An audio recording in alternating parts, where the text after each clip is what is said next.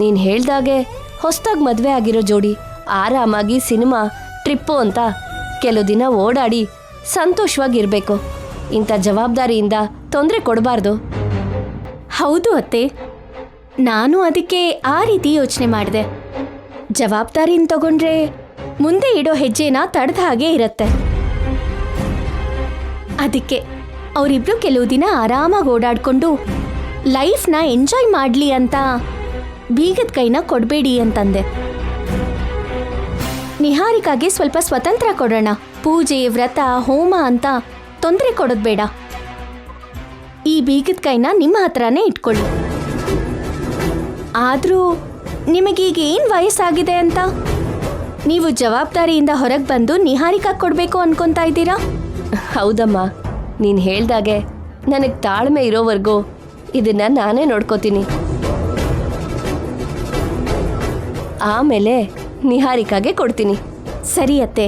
ಒಳ್ಳೆ ಸಲಹೆ ಕೊಟ್ಟಿದ್ದಕ್ಕೆ ಥ್ಯಾಂಕ್ಸ್ ಅಮ್ಮ. ಅಯ್ಯೋ, ಇಷ್ಟು ಚಿಕ್ಕ ವಿಷಯಕ್ಕೆ ಥ್ಯಾಂಕ್ಸ್ ಯಾಕತ್ತೆ? ನೀವು ಹೋಗಿ, ನಂಗೆ ನಿಹಾರಿಕಾ ಹತ್ರ ಸಣ್ಣ ಕೆಲಸ ಇದೆ, ನಾನು ಮಾತಾಡ್ಕೊಂಡು ಬರ್ತೀನಿ. ಸರಿನಮ್ಮ.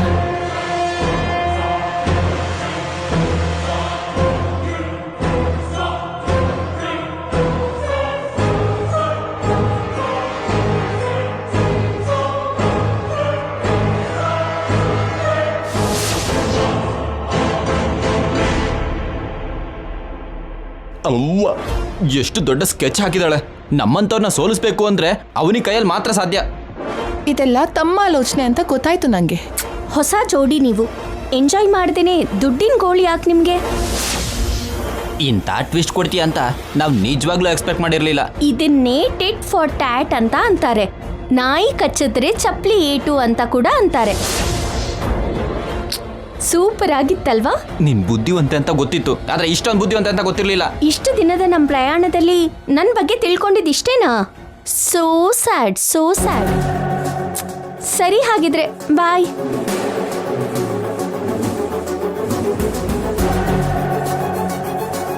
ನನ್ನ ಮಾತು ಕೇಳಿ ಇಷ್ಟೊತ್ತಿಗೆ ನೀನು ಈ ಮನೆ ಪದ್ಧತಿಗೆ ತಕ್ಕ ಹಾಗೆ ಬದಲಾಗಿದ್ರೆ ಬೀಗದ ಕೈ ನಿನ್ನ ಹತ್ರನೇ ಇರ್ತಿತ್ತು.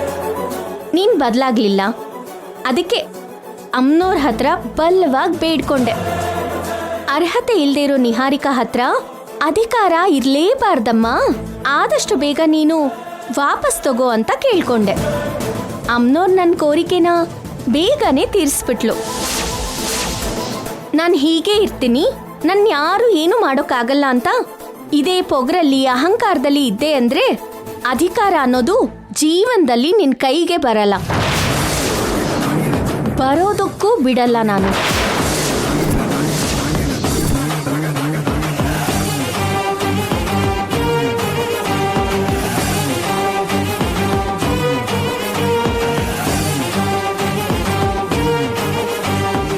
ಬಂಗಾರ, ಇವಾಗ ನಮ್ಮ ಕತೆ ಏನು? ಆವೇಶದಲ್ಲಿ ನಿರ್ಧಾರಗಳನ್ನ ತಗೊಳ್ದೇನೆ ನಮ್ಮ ಹತ್ರ ಉಳಿದಿರೋ ಅವಕಾಶಗಳನ್ನೆಲ್ಲ ಸರಿಯಾಗಿ ಉಪಯೋಗಿಸ್ಕೊಳ್ತಾ ವ್ಯೂಹನ ರಚಿಸ್ಬೇಕು. ನಾಳೆ ನಮ್ಮಮ್ಮನ ಮನೇಲಿ ನಮ್ಮ ಶೋಭನ ಆದ್ಮೇಲೆ ಅವನಿನ್ನ ವಿಚಾರಿಸ್ಕೊಳ್ಳೋಣ. ಹಾಗಾದ್ರೆ ಅಲ್ಲಿವರೆಗೂ ಚಿಕ್ಕ ಬ್ರೇಕ್ ತಗೊಳ್ಳೋಣ.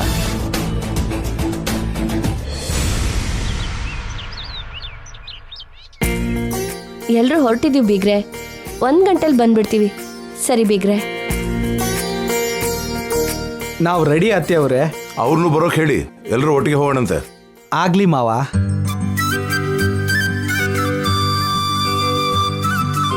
ಅಮ್ಮ, ನಿಹಾರಿಕಾ, ಕೃಷ್ಣ, ಎಲ್ರೂ ಬಂದಾಯ್ತು. ನಿಮ್ದೇ ತಡ. ಬರ್ತಿದೀವಿ ಅತ್ತೆ.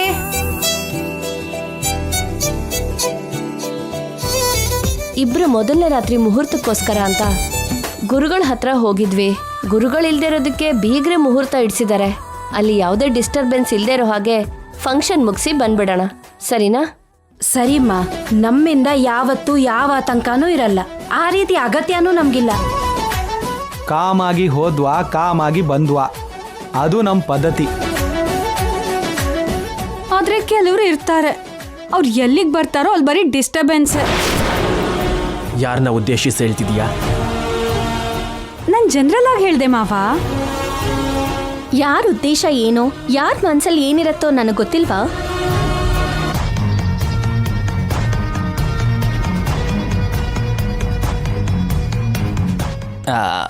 ಬಂದ್ವಿ ಅಮ್ಮ.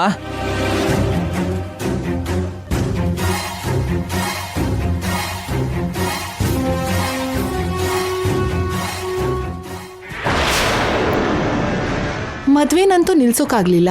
ಕನಿಷ್ಠ ಶೋಭನನಾದ್ರೂ ತಡಿಬೇಕು ಅಂತ ಅನ್ಕೊಂಡ್ರೆ ಅದು ಕೂಡ ನಡೀತಿಲ್ಲ. ಈ ನಿಹಾರಿಕಾನ ಮನೆಯಿಂದ ಹೊರಗಡೆ ಹಾಕೋದು ಹೇಗಪ್ಪ ದೇವ್ರೆ ಅಂತ ನಿನ್ನ ಇನ್ನರ್ ಫೀಲಿಂಗ್ ನನಗೆ ಅರ್ಥ ಆಗ್ತಾ ಇದೆ ಬಿಡು ಅವನಿ.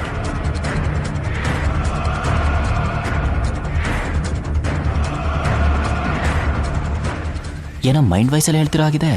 ಅಲ್ಲಿ ಹೇಳ್ತೀನಿ ನಡಿ.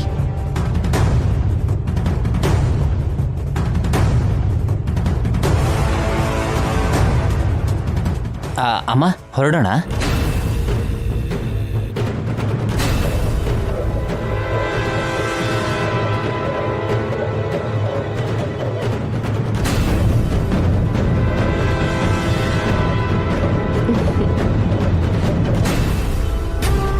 ಇಬ್ರದು ತುಂಬಾ ಒಳ್ಳೆ ಜೋಡಿ. ಹೌದಮ್ಮ, we are made for each other. ನಮ್ಮಂಥ ಜೋಡಿ ತುಂಬ ರೇರ್ ಆಗಿ ಸಿಗುತ್ತೆ. ಅಬ್ಬಬ್ಬಬ್ಬಬ್ಬಬ್ಬಾ, ಕೃಷ್ಣ ಈ ನಡುವೆ ಇಂಗ್ಲೀಷು ಸೂಪರ್ ಆಗಿ ಮಾತಾಡ್ತಾ ಇದ್ದಾನೆ. ಥ್ಯಾಂಕ್ಸ್ ಬಾವಾ. ಇದೆಲ್ಲ ನನ್ನ ಹೆಂಡತಿ ನಿಹಾರಿಕನ್ ಟ್ರೈನಿಂಗು. ಹೌದು, ಹೆಂಡತಿ ಟ್ರೈನಿಂಗಲ್ಲಿ ನೀವು ತುಂಬ ಕಲ್ತ್ಕೊತಾ ಇದ್ದೀರಾ. ಅಂದರೆ ಏನು ನಿನ್ನ ಮೀನಿಂಗು? ಆಹಾ, ಆ ಡಬಲ್ ಮೀನಿಂಗ್ ಏನು ಅಂತ ಕೇಳ್ತಿರೋದು. ಏನಿದೆ ಅಣ್ಣ, ನಿಹಾರಿಕೆಯಿಂದ ಇಂಗ್ಲಿಷ್ ಕಲಿತಿದೀಯಾ, 4 ಜನರ ಮುಂದೆ ಹೇಗ್ ಪಾಶ್ ಆಗಿರ್ಬೇಕು ಅಂತ ಕಲಿತಿದೀಯಾ, ಎಲ್ಲನೂ ಕಲಿತಿದೀಯಾ ಅಂತ ಅರ್ಥ. ದಟ್ಟ ಐ ಥಿಂಕ್ ವಾಟ್ ಅನ್ಕೊಂಡೆ. ನಡೀರಮ್ಮ. ಅತ್ತೆ ಒಂದು ನಿಮಿಷ.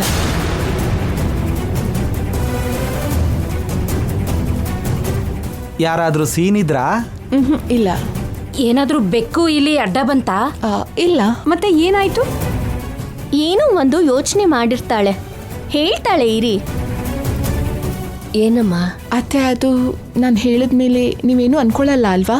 ಏನ್ ಅನ್ಕೊಳ್ಳೋದಕ್ಕೆ ಏನಿದ್ಯಮ್ಮ? ಸರಿ, ಹಾಗಾದ್ರೆ ಕೃಷ್ಣ ಮನ್ಸಲ್ಲಿರೋದನ್ನ ಹೊರಗಡೆ ಹೇಳೋದಕ್ಕೆ ಸಂಕೋಚ ಯಾಕೆ ಹೇಳು. ಯಾವುದ್ರ ಬಗ್ಗೆ ಮಾತಾಡ್ತಾ ಇದ್ಯಾ ನಿಹಾರಿಕಾ? ನೀನು ನನ್ನ ಹತ್ರ ಹೇಳಿದ ವಿಷಯದ ಬಗ್ಗೆ. ಏನಂದಿದ್ದೆ? ನನ್ನ ಫಸ್ಟ್ ನೈಟ್ ನಡೆಯೋ ಜಾಗಕ್ಕೆ ಅವನಿ ಶ್ರೀಕರ್ ಅಗತ್ಯನಾ ಅಂತ ಕೇಳ್ದೆ ಅಲ್ವಾ? ನಾನಾ? ಮರ್ತೋದ್ಯಾ? ನೆನ್ಪಾಯ್ತು ಅಂದಿದ್ದೆ. ಹಿಂದೆಯಿಂದ ಗಿಲ್ಲದ ಮೇಲ ಬಾವಾ, ನಿನ್ಗೆಲ್ಲ ಕಾಣಿಸುತ್ತಲ್ವಾ? ಅತ್ತೆ, ಕೃಷ್ಣ ನಿಮಗೆ ಹೇಳೋದಕ್ಕೆ ಕಷ್ಟಪಡ್ತಾ ಇದ್ದಾರೆ. ಅವನಿ ಮತ್ತೆ ಶ್ರೀಕರ್ ಫಂಕ್ಷನ್ಗೆ ಬರೋದು ಕೃಷ್ಣನ್ಗೆ ಸ್ವಲ್ಪನೂ ಇಷ್ಟ ಇಲ್ವಂತೆ. ಯಾಕೆ ಕೃಷ್ಣ ಹೇಳು. ಅದನ್ನು ಕೂಡ ನಿಹಾರಿಕನೇ ಹೇಳ್ತಾಳೆ. ಅದು ಬರ್ತಿದ್ದ ಹಾಗೇನೆ ಫಂಕ್ಷನ್ ಮೂಡ್ನೆಲ್ಲ ಹಾಳು ಮಾಡೋದಕ್ಕೆ ಪ್ರಯತ್ನ ಪಡ್ತಾರೆ ಅಲ್ವಾ, ಅದಕ್ಕೆ.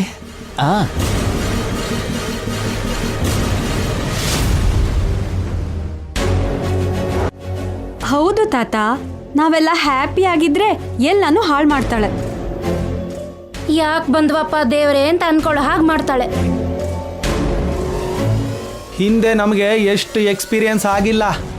ನಾವು ಯಾವಾಗ ಏನೇ ಮಾಡಿದ್ರು ಅದರಲ್ಲಿ ಯಾವುದಾದ್ರೂ ಒಂದು ತಪ್ಪನ್ನ ಅವನಿಗೆ ಹುಡುಕ್ಬಿಡ್ತಾಳೆ. ತಪ್ಪನ್ನು ಗುರುತಿಸೋದು ಒಳ್ಳೇದೇ ಅಲ್ವಾ ಅಣ್ಣ?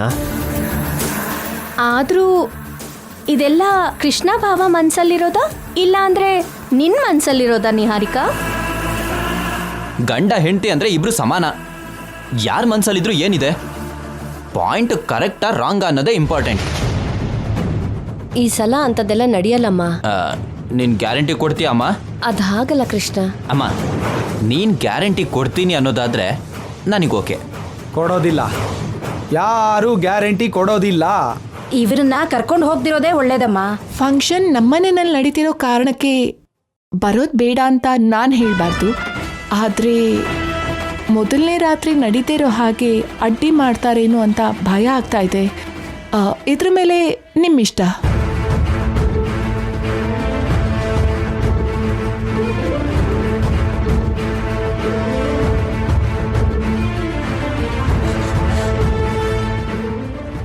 ಅಮ್ಮ ಅವನಿ, ನೀವೇನ್ ಹೇಳ್ಬೇಕು ಅನ್ಕೊಂಡಿದ್ದೀರೋ ಅರ್ಥ ಆಯ್ತು ಅತ್ತೆ. ಇನ್ನು ನೀವು ವಿವರಿಸ್ಬೇಕಾಗಿರೋ ಅಗತ್ಯ ಆಗ್ಲಿ ಬೇಡ್ಕೋಬೇಕಾಗಿರೋ ಅಗತ್ಯ ಆಗ್ಲಿ ಇಲ್ಲ. ನಡೆಯೋದನ್ನ ತಡೆಯೋಕ್ಕಾಗಲ್ಲ, ನಿಲ್ಲೋದನ್ನ ನಡ್ಸೋಕ್ಕಾಗಲ್ಲ ಅಂತ ಅಂತಾರೆ. ಫಂಕ್ಷನ್ ಆದ್ರೂ ಪೂಜೆ ಆದ್ರೂ ನಡಿಬೇಕು ಅಂತ ಬರ್ದಿದ್ರೆ ನಡೆಯುತ್ತೆ, ನಡಿಬಾರ್ದು ಅಂತ ಬರ್ದಿದ್ರೆ ನಡೆಯಲ್ಲ. ಆದ್ರೂ ಅದೇನಾದ್ರೂ ದೈವ ಕಾರ್ಯನ ನಮ್ಮನ್ನ ಬರೋಕ್ ಬಿಡ್ತಿಲ್ಲ ಅಂತ ಬೇಜಾರ್ ಮಾಡ್ಕೊಳ್ಳೋದಕ್ಕೆ. ಹೋಗಿ ಹೋಗಿ, ಅವ್ರವ್ರ ನಂಬಿಕೆ ಅವ್ರವ್ರದು. ನೀವು ಹೊರಡಿಯತ್ತೆ.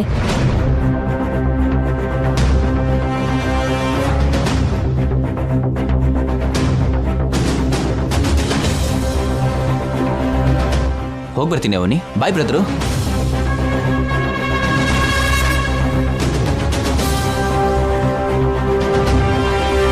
ಲಾಸ್ಟ್ ಮಿನಿಟಲ್ಲಿ ಏನೋ ಒಂದು ಅಬ್ಜೆಕ್ಷನ್ ಮಾಡ್ತಾಳೆ ಅಂತ ಅನ್ಕೊಂಡಿದ್ದೆ, ಹಾಗೆ ನಡೀತು. ಮೊದಲನೇ ರಾತ್ರಿ ಹೇಗಾದ್ರೂ ನಡಿಬೇಕು ಅಂತ ಯಾಕೆ ಹಠ ಹಿಡಿತಾ ಇದ್ದಾಳೆ ಗೊತ್ತಾ ಭಾವ?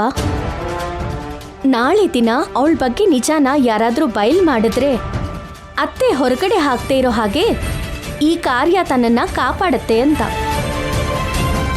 ಈ ಶೋಭನ ನಡೆದ್ರೆ ನಿಹಾರಿಕಾಗೆ ಸಂಪೂರ್ಣ ಹಕ್ಕು ಬರುತ್ತೆ.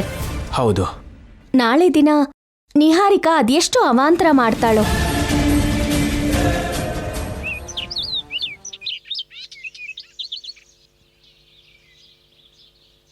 ಯಾ ಮಿಸ್ಟರ್ ಜಾರ್ಜ್, ಪೊಲೀಸ್ ಚೆಕಿಂಗ್ ಜಾಸ್ತಿ ಇದೆ. ನೀವು 2 days ವೆಯ್ಟ್ ಮಾಡಿ. ನೀವು ಕೇಳಿರೋ ಪಂಚಲೋಹ ವಿಗ್ರಹ ಡೆಲಿವರಿ ಕೊಡ್ತೀನಿ. Thank you.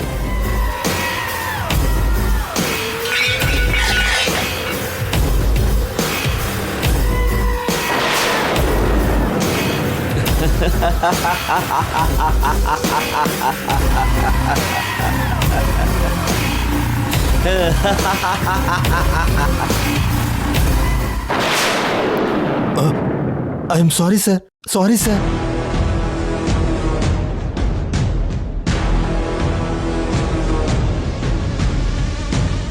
ಇದರ ಬೆಲೆ ಗೊತ್ತಾ ನಿನಗೆ? ಗೊತ್ತು ಸರ್. ಇದಕ್ಕೋಸ್ಕರ ಎಷ್ಟು ರಿಸ್ಕ್ ತಗೊಂಡಿದ್ದೀನಿ ಅಂತ ಗೊತ್ತಾ? ಗೊತ್ತು ಸರ್.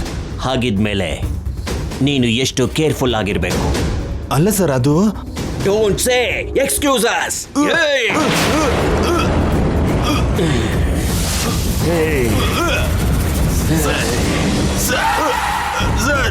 Sir, good news. ಏನದು? ಅನ್ನಪೂರ್ಣಾದೇವಿ ವಿಗ್ರಹದ ಬಗ್ಗೆ ತಿಳಿತು sir. Is it? Yes sir. Give me the details. ಕರ್ನಾಟಕದಲ್ಲಿ ಸರ್, ರಾಮಚಂದ್ರಪುರ ಅನ್ನೋ ವಿಲೇಜಲ್ಲಿ ಆ ವಿಗ್ರಹ ಭೂಮಿಯಿಂದ ಹೊರಗಡೆ ಬಂತಂತೆ ಸರ್. ಅದಕ್ಕೆ 1000 ವರ್ಷಗಳ ಚರಿತ್ರೆ ಇದೆ ಅಂತೆ ಸರ್.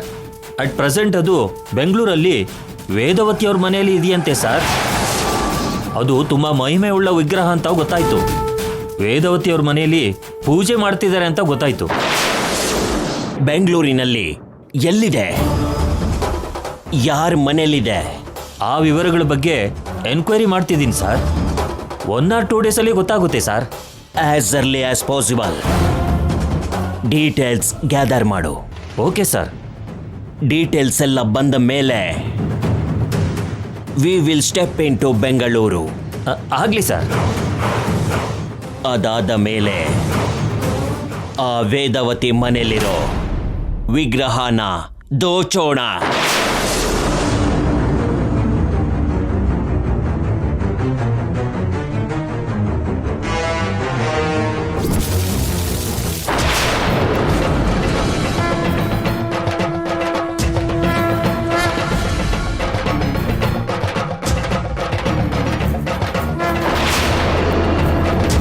ನಾನು ಹೇಳ್ತಾ ಇರೋದು ನಿಜ ಗುರುಗಳೇ.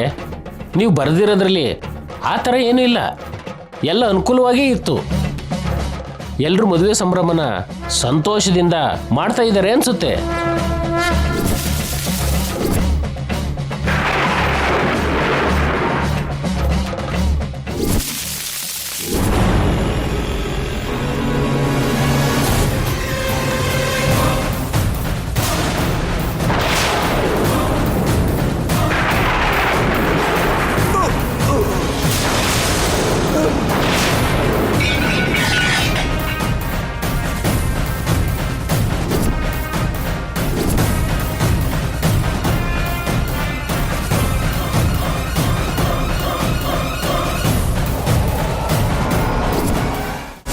ಗುರುಗಳೇ, don't take tension, please relax.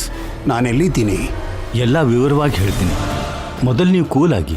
ನನಗೇನಾಗಿದೆ? ಕೆಲವು ದಿನಗಳ ಹಿಂದೆ ನಡೆದ ಆಕ್ಸಿಡೆಂಟಿಂದ ನೀವು ಕೋಮಾಗೆ ಹೋಗಿದ್ರಿ. ಕೆಲವು ಪರಿಸ್ಥಿತಿಗಳಿಂದ ಹಾಸ್ಪಿಟಲ್ನಿಂದ ಇಲ್ಲಿಗೆ ಶಿಫ್ಟ್ ಮಾಡಬೇಕು. ನಿಮಗೆ ಯಾವುದೇ ಅಪಾಯ ಆಗಲಿ, ಪ್ರಾಣಾಪಾಯ ಆಗದಿರೋ ಹಾಗೆ ಎಲ್ಲ ಅವಳೇ ನೋಡ್ಕೋತಿದ್ದಾಳೆ. ಯಾರು? ಅವನಿ. ವೇದವತಿ ಅಮ್ಮನವರ ಚಿಕ್ಕ ಸೊಸೆನಾ? ಹೌದು. ಹಾಸ್ಪಿಟಲ್ ಜಾಯಿನ್ ಮಾಡಿದಾಗಿಂದ ಎಲ್ಲ ಅವಳೇ ನೋಡ್ಕೋತಿದ್ದಾಳೆ. ಅವನಿಯಲ್ಲಿ ಅವಾಗ ಬಂದು ನೋಡ್ಕೊಂಡು ಹೋಗ್ತಿರ್ತಾಳೆ. ತಕ್ಷಣ ಕರೆಸಿ ಅವ್ರನ್ನ. ನಾನು ತಕ್ಷಣ ಕಾಲ್ ಮಾಡ್ತೀನಿ. ಮೊದಲು ನೀವು ರಿಲ್ಯಾಕ್ಸ್ ಆಗಿ ಮಲ್ಕೊಳ್ಳಿ.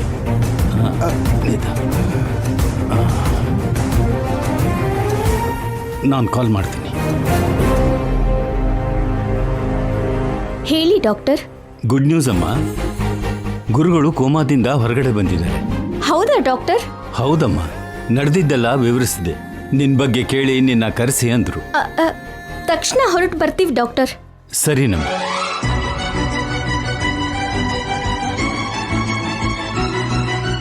ಡಾಕ್ಟರ್ ಏನಂದ್ರು? ಯಾಕಷ್ಟು ಎಕ್ಸೈಟ್ ಆಗ್ತಿದ್ಯಾ? ಗುರುಗಳು ಕಾನ್ಶಿಯಸ್ಗೆ ಬಂದ್ರಂತೆ ಬಾವಾ. ಹೌದಾ? ಗ್ರೇಟ್. ನಾವು ತಕ್ಷಣ ಹೊರಡ್ಬೇಕು. ಹೋಗೋಣ ಬಾ. ಹಾ. ನಡಿ.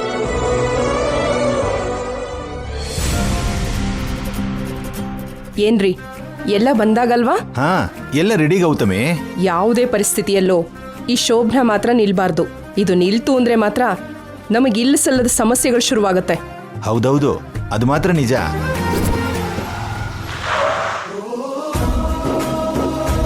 ಅಲ್ಲಿ ನೋಡಿ, ಬಂದ್ರು ಅನ್ಸುತ್ತೆ. ರಿಸೀವ್ ಮಾಡ್ಕೊಳ್ಳೋಣ, ನಡೀರಿ. ನಡಿ ನಡಿ.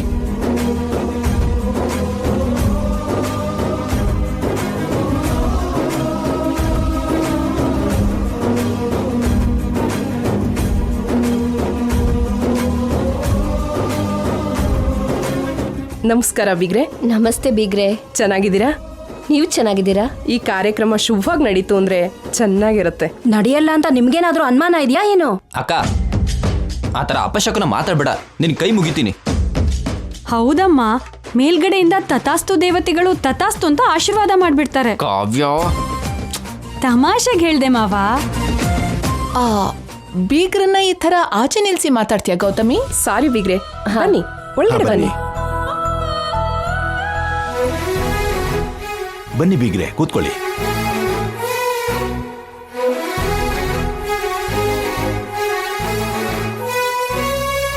ಎರಡು ನಿಮಿಷ ಬರ್ತೀನಿ ರೀ. ಬೀಗ್ರೆ, ಇನ್ನೇನ್ ವಿಶೇಷ? ಎಲ್ಲ ಕೂಲ್ ಬೀಗ್ರೆ. ಹೌದು, ರಾಧಾಕೃಷ್ಣ ಲಾವಣ್ಯ ಬಂದಿಲ್ವಲ್ಲ, ಯಾಕೆ? ಬೇರೆ ಫಂಕ್ಷನ್ಗೆ ಹೋಗಿದ್ದಾರೆ. ಓ ಹೌದಾ? ತಗೊಳ್ಳಿ ಅಣ್ಣ.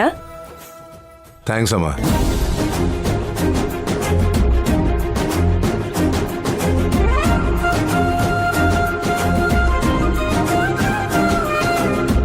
ನಾವೇನೋ ನಿಮ್ಮ ಮನೆಗೆ ಹೆಣ್ಣು ನೋಡಕ್ ಬಂದಿರೋ ಹಾಗೆ ಈ ಫಾರ್ಮಾಲಿಟೀಸ್ ಎಲ್ಲ ಯಾಕೆ? ಅತಿಥಿ ಸತ್ಕಾರ ನಾವು ಮಾಡ್ಬೇಕಲ್ವಾ?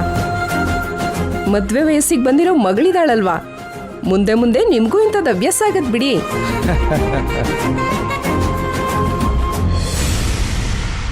ಹೌದು, ಅವನಿ ಶ್ರೀಕರ್ ಬಂದಿಲ್ವಲ್ಲ, ಯಾಕೆ?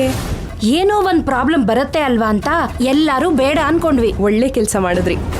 ನಿಮ್ಗೇನು ಪ್ರಾಬ್ಲಮ್ ಇಲ್ಲ ಅಂದ್ರೆ ಹೇಳಿ, ಫೋನ್ ಮಾಡಿದ್ರೆ ತಕ್ಷಣ ಹೊರಟು ಬಂದ್ಬಿಡ್ತಾರೆ. ರೆಡಿಯಾಗಿದ್ದಾರೆ. ಬೇಡ ಬಿಡಿ ಪೃಥ್ವಿರಾಜ್ ಅವರೇ, ಬಂಡೆಗೆ ತಲೆ ಚಚ್ಕೊಳ್ಳೋದು ಯಾಕೆ? ಮಾವ, ಟೈಮ್ ಎಷ್ಟು? 4:30 ಅಳಿ ಅಂದ್ರೆ? ಅದು ಈ ಟೈಮಲ್ಲ ಮಾವ. ಮತ್ತೆ ನಮ್ಮ ಹುಡುಗ ಕೇಳ್ತಿರೋದು ಫಸ್ಟ್ ನೈಟು ಮುಹೂರ್ತದ ಸಮಯ. ಅದಾ 8:30 ಅಳಿ ಅಂದ್ರೆ? 8:30ನಾ? ಇಬ್ರು ಹುಟ್ಟಿದ ಮೇಲೆ ಫ್ಯಾಮಿಲಿ ಪ್ಲಾನಿಂಗ್ ಮಾಡಿಸ್ಬೇಕು. ಇಲ್ಲ ಅಂದ್ರೆ ಕೃಷ್ಣ ಕ್ರಿಕೆಟ್ ಟೀಮ್ನೇ ರೆಡಿ ಮಾಡ್ತಾನೆ. ಏನೋ ನಿಮ್ಮ ಆಶೀರ್ವಾದ ಬಾವ. ನನ್ನ ಅಭಿಮಾನ ಅಲ್ಲ, ನಿನ್ನ ಅವಸರ ಆಗಿದೆ. ಬಾವ, ದೊಡ್ಡವ್ರ ಮುಂದೆ ಸೆನ್ಸರ್ ಮಾತಾಡ್ಬೇಡ, ನನಗೆ ನಾಚಿಕೆ ಆಗುತ್ತೆ. ಆಹಾ